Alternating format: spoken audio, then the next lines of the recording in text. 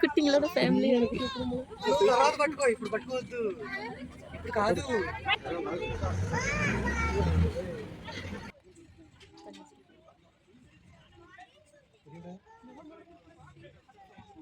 அங்க பாருங்க அங்க மேல இருந்து ஒண்ணு வருது.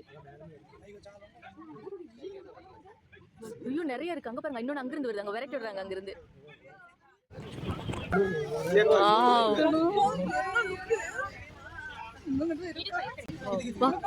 எப்படி பாக்குது